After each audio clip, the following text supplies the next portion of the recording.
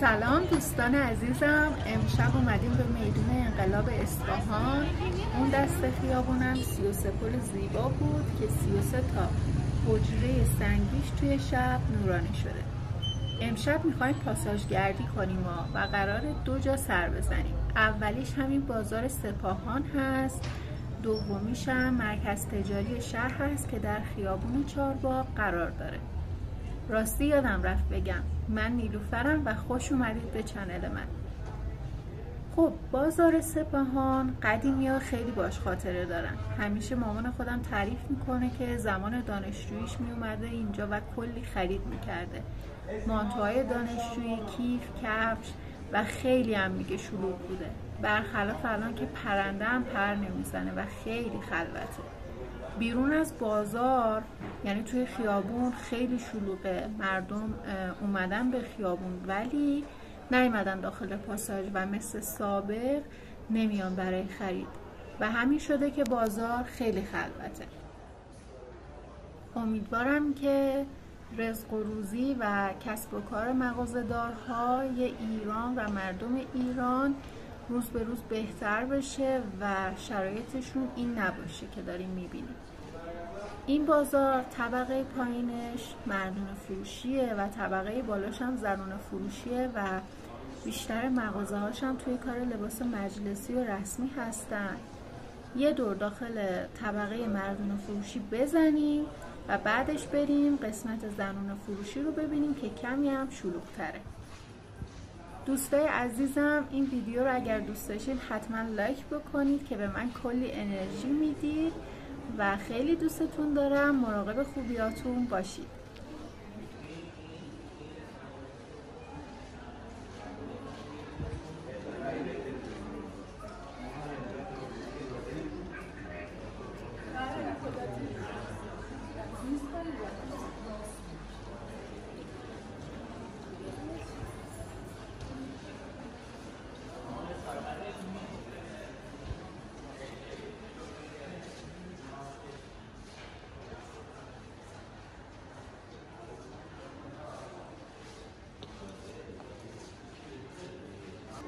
خب از پله برقی خرابم اومدیم بالا و طبقه دومشه که گفتم زنونه فروشیه و بیشتر مغازه ها هم توی کار لباس مجلسی و لباس شب هستن.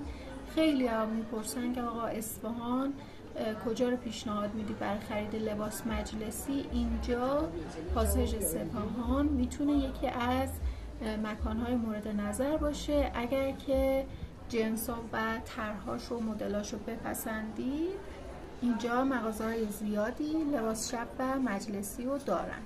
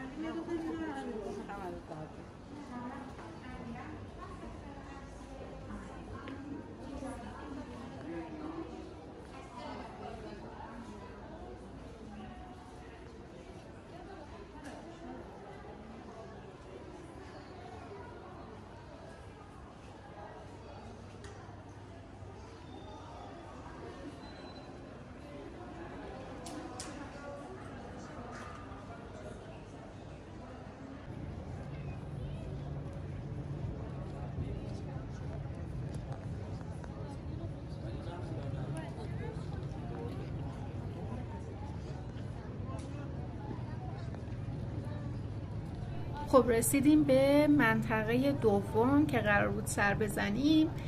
دقیقاً از میدون انقلاب یکم پیاده روی کردم و رسیدم به ایستگاه مترو سر خیابان سید علی خان و اینجا مجتمع تجاری شهر قرار داره. بریم داخلش و یه گشتی رو بزنیم.